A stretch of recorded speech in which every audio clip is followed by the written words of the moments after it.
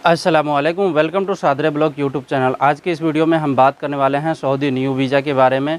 जिनका new visa stamp हो चुका है सऊदी का, वो वाया अदर कंट्री होते हुए किस तरह से आ सकते हैं या नहीं आ सकते हैं।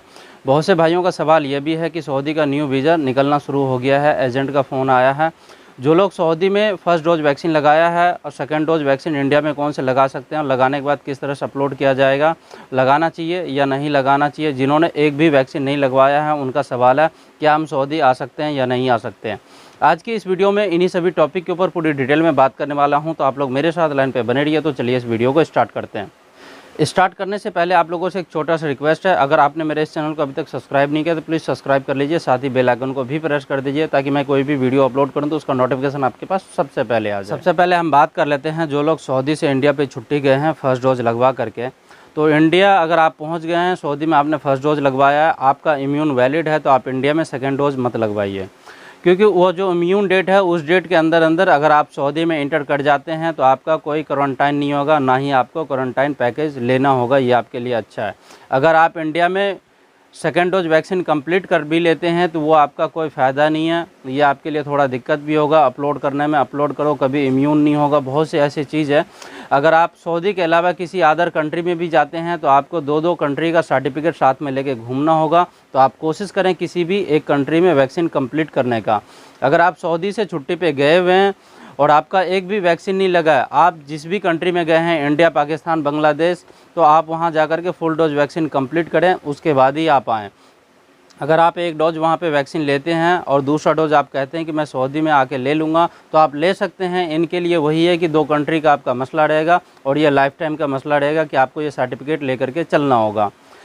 और जिन्होंने फर्स्ट डोज वैक्सीन ले लिया है सऊदी में, जिसका इम्यून भी एक्सपायर हो गया है, वो लोग सऊदी अगर आते हैं तो उनका भी क्वारंटाइन नहीं किया जाएगा। तो खास करके इन बात का ध्यान दें, क्योंकि आप लोगों का सवाल होता है कि मैं सऊदी में फ़र्स्ट डोज लिया हूं, क्या इंडिया में हम कौन सी वैक्सीन ले सकते हैं। अगर आप इंडिया में वैक्सीन लेना ही चाहते हैं तो आप कोविशील्ड वैक्सीन ले सकते हैं। और भी आते हैं कोवैक्सीन, और भी एक दो वैक्सीन है, वो वैक्सीन आप ना लें, क्योंकि उस वैक्सीन का कोई काउंट नहीं है। अगर वो वैक्सीन आप लेते हैं तो वो सऊदी के अलावा दूसरे कंट्री में आप जा सकते हैं। सऊदी के जो गवर्नमेंट है उन्होंने इस वैक्सीन को अप्रूव नहीं किया। जो एस्ट्राजेनेका और जो कोविशील्ड वैक्सीन है, दोनों को एक ही कंपनी ने एक्सपोर्ट किया है और ये अच्छा है, आप लगवा सकते हैं और इनमें और कोई दिक्कत नहीं है। बहुत से भाइयों का सवाल ये भी है कि सऊदी में न्यू वीज़ा निकलना शुरू हो गया है। जो उनके एजेंट है वो उन्हें फ़ोन करके बता रहे हैं कि सऊदी का न्यू वीज़ा निकल रहा है और इतने पैसे जमा कर दो, मैं आपको अगले महीने भेज दूंगा, या अगले महीने 1 तारीख से या 15 तारीख से फ़्लाइट चालू हो रहा है। तो अगर आपको कोई भी ये एजेंट कह रहा है तो आप किसी एजेंट के झांसे में मत आओ, क्योंकि इस वक्त सऊदी का न्यू वीज़ा बिल्कुल ही नहीं निकल रहा है। बीच में वीज़ा निकल रहा था और वकाला भी हो रहा था, बीच में वीज़ा निकलना भी शुरू हो गया था, वकाला बंद हो गया था। इस वक्त दोनों बंद है, ना तो वीज़ा निकल रहा है ना ही वकाला हो रहा है। तो आप किसी भी एजेंट के झांसे में ना आए, क्योंकि एजेंट 1.5 या 2 साल से बैठे हुए हैं वीज़ा के इंतज़ार में और पैसे के इंतज़ार में, तो उनका काम नहीं चल रहा है तो वो आपको फंसाएगा। तो आप ऐसी गलती बिल्कुल ना करें। अगर आपको एजेंट वीज़ा दिखा रहा है कि ये देखो हमारे पास वीज़ा है और वीज़ा स्टैंप हुआ, तो ये बिल्कुल हकीकत है कि वीज़ा स्टैंप हुआ है, हालांकि वो नया वीज़ा नहीं है। जो वीज़ा इससे पहले स्टैंप हो रखा था और वो एक्सपायर हो गया तो उसे री स्टैंप करवाया गया है। री स्टैंप करवाने के बाद नया कॉपी पासपोर्ट के पेज पे चिपकता है, उस पर नया डेट आता है और पुराना डेट नहीं होता है। जो पुराना वीज़ा है, जो लोग छुट्टी पे आए हैं सऊदी से, अगर उसका वीज़ा एक्सपायर होता है तो उसका कॉपी का कोई चक्कर नहीं है, उसका सिस्टम से वो पीछे से ऑनलाइन कर दिया जाता है, वो अपडेट हो जाता है, वीज़ा रिन्यूएबल हो जाता है। न्यू वीज़ा वाले का ऑनलाइन रिन्यूएबल नहीं होता है। न्यू वीज़ा वाले को डायरेक्ट कॉपी निकलवा के पासपोर्ट पे चिपकाना होता है, तो वो वीज़ा होता है। वो वीज़ा आपको एजेंट दिखा करके आपके साथ चीट कर रहा है, फ्रॉड कर रहा है, आप किसी एजेंट के लफड़े में ना पड़ें। अगर आपको जाना ही है तो आप दुबई की तैयारी करें, हालांकि दुबई की फ़्लाइट अभी चालू नहीं है, हो सकता है बहुत जल्द चालू हो जाएगा। आप कतर भी जा सकते हैं और ओमान भी जा सकते हैं। आप सऊदी और कुवैत, इन 2-4 कंट्री है वहाँ की आप बिल्कुल तैयारी ना करें, क्योंकि एजेंट आपके साथ चीट करेगा, तो आप ऐसे लफड़े में बिल्कुल ही ना पड़ें। जिनका न्यू वीज़ा है स्टैंप हो गया, उनका सवाल है कि मैं वाया अदर कंट्री होते हुए मालदीव या कतर होते हुए क्या आ सकते हैं। आप जिस भी एजेंट के पास से वीज़ा लिए हैं वो आपसे जायज़ सी बात है, कोई 50,000 लिया होगा, कोई 70,000 या कोई 80,000। 80,000 रुपये में आपको वाया किसी कंट्री होते हुए वो आपको नहीं भेज सकता है। अगर आप अपने जेब से भी पैसे देते हैं तो भी ये आपका मसला है। आप किसी अदर कंट्री में, जैसे आप कतर जाते हैं कतर आप विज़िट वीज़ा लेके पहुंच जाएंगे। जब कतर से आप बोर्डिंग पास कराएंगे या कतर में आप एंट्री करेंगे सऊदी के लिए, तो वो आपको रोक देगा, एयरपोर्ट पे आपको एंट्री नहीं देगा। एंट्री ना देने का मेन रीज़न ये है कि अगर आपका रेजिडेंस वीज़ा होता है, आपके पास इकामा होता है सऊदी का, तो ही आपको एंट्री मिलेगा, वरना आपको एंट्री नहीं मिलेगा।